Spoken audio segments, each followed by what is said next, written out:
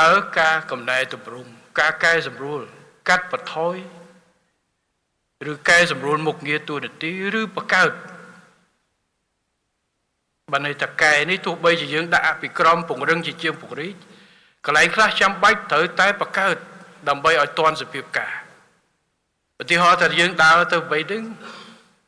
ឥឡូវវាវិវត្តទៅ AI បើយើងមិនរៀបចំបង្កើតយន្តការឬមួយក៏ផ្នែកទទួលបន្ទុក AI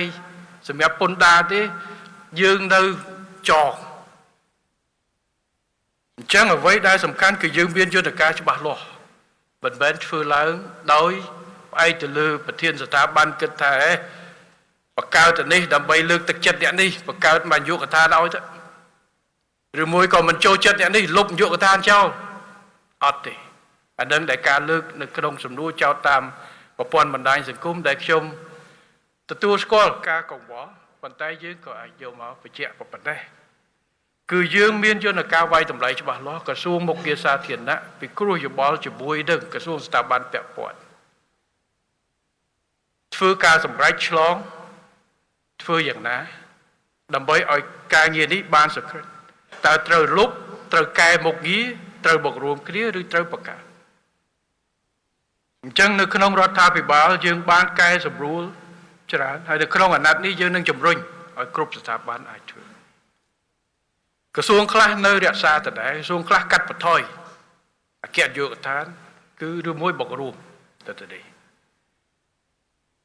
ទី2ទី3គឺយើងមានមូលដ្ឋានច្បាស់លាស់ក្នុងការសម្រេចចិត្ត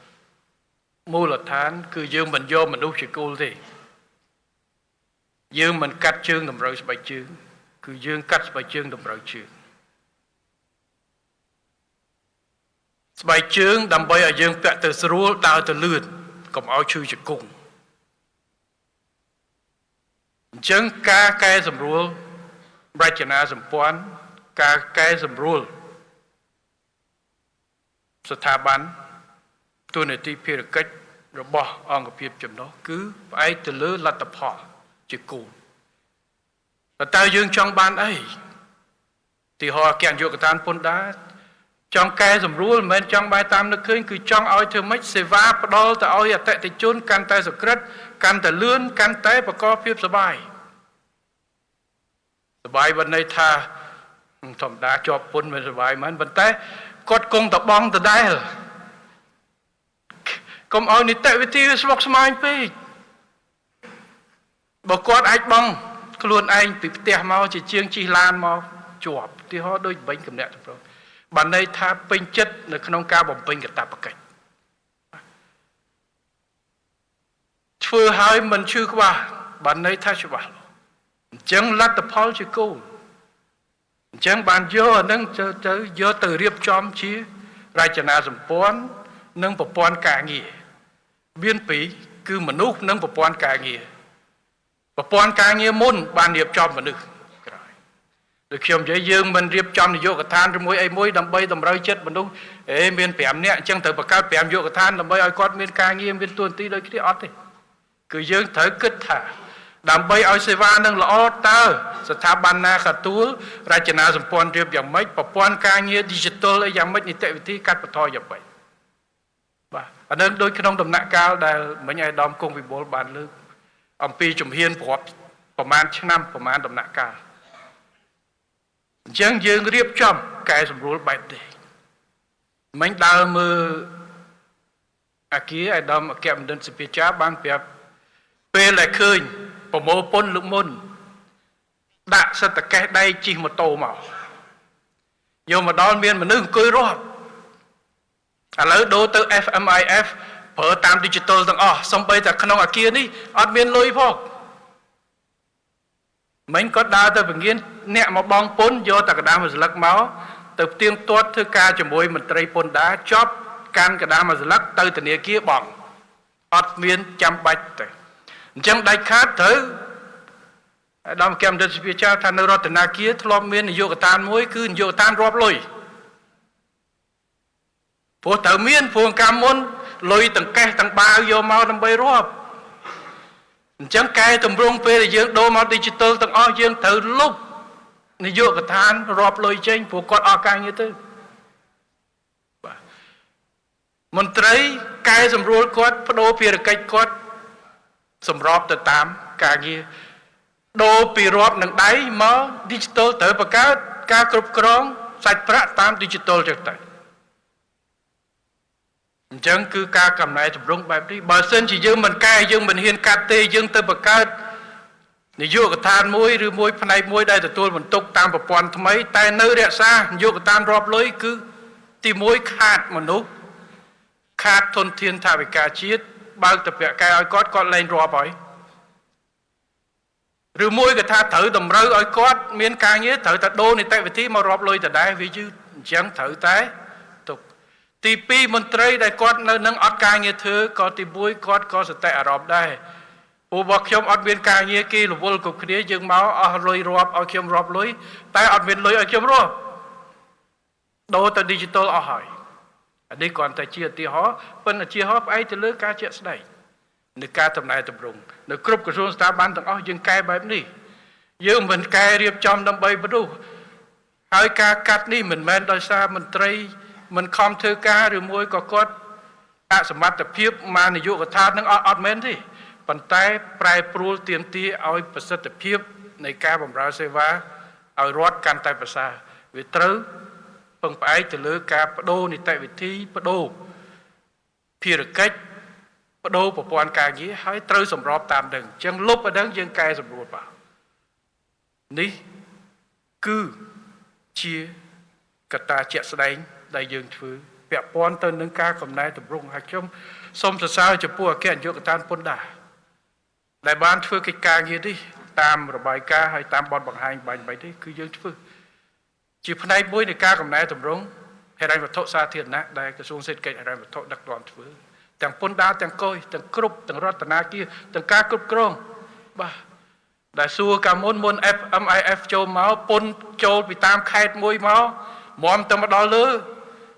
ដឹងកន្លែងណាខ្លះដឹងប្រមាណថ្ងៃតែឥឡូវគ្រាន់តែល្ងាចឡើងបិទបញ្ចប់គឺបានទទួលរាល់ថ្ងៃអាយដាមអិនទ្រីវុតបាញ់ឲ្យខ្ញុំលុយចូលប្រមាណបាទថ្ងៃហ្នឹងចូលរដ្ឋាភិបាលគៀប្រមាណចេញប្រមាណមានអតិផរណាសាច់ប្រាក់ការគ្រប់គ្រងបែបនេះគឺជាដំណើរការដើម្បីធានានូវភាពប្រកួតប្រជែងនិងភាពងាយស្រួលនឹងការគ្រប់គ្រងដោយប្រសិទ្ធភាពរបស់រដ្ឋាភិបាលដែលទាមទារត្រូវបង្កើតជាមួយនឹងការកំណែតម្រង់រដ្ឋរចនាសម្ព័ន្ធប្រព័ន្ធការងាររួចហើយបានមនុស្សយើងរៀបឲ្យចំប្រព័ន្ធការងារកន្លែងដែលអត់គ្រប់លក្ខណៈត្រូវចាត់តាំងរៀបចំបដោះបដាលកែសម្រួលឲ្យចប់ម្សិលមិញជួបជាមួយនឹងក្រោយទទួលភ្ញៀវខ្ញុំជួបមួយអាយដាមម្នាក់មកពីស្ថាប័នមួយគាត់ថានៅស្ថាប័នគាត់ពួកយើងលែងរើសមន្ត្រីក្នុងអាណត្តិនេះ3ឆ្នាំ3ឆ្នាំនេះប៉ុន្តែគ្រប់ក្រសួងស្ថាប័ននៅមានប្រាគាត់ថានៅបរិបទរបស់គាត់ខ្វះមនុស្សអ្នករត្រែតក៏ចូលរត្រែតប៉ុន្តែអត់ទាន់រើសថ្មីគាត់ថាមានតែ3នាក់ធ្វើការហើយខ្ញុំបញ្ជាក់ជាមួយគាត់ថា3នាក់ធ្វើការមានតែ3នាក់ឬយ៉ាងម៉េចគាត់ថាមាន7នាក់តែ3នាក់ទៀតដែលធ្វើការបាន7នាក់4នាក់ទៀតបានតែ photocopy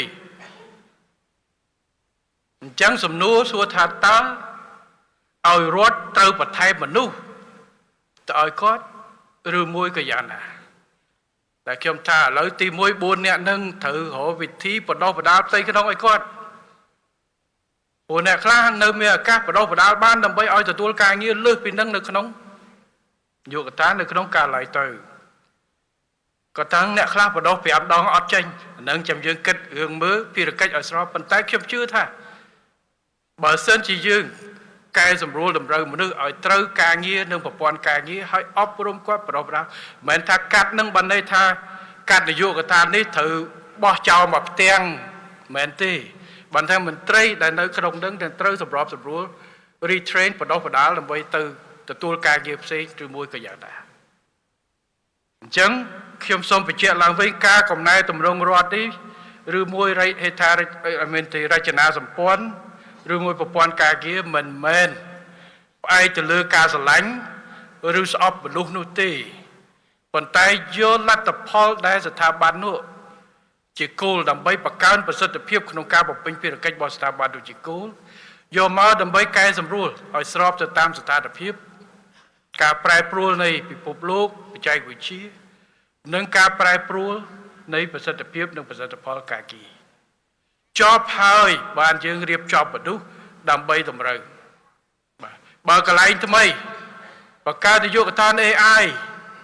មិនមែនបង្កើតឡើងដើម្បីអ្នកណាទេគឺបង្កើតរៀបចំឲ្យបានទៅរើសមនុស្សដែលមានចក្ខុវិស័យនិងមានបទពិសោធន៍ជាជំនាញខាង AI មកដឹកនាំធ្វើប្រតិបត្តិតាមនឹងបាទមិនមែនតែ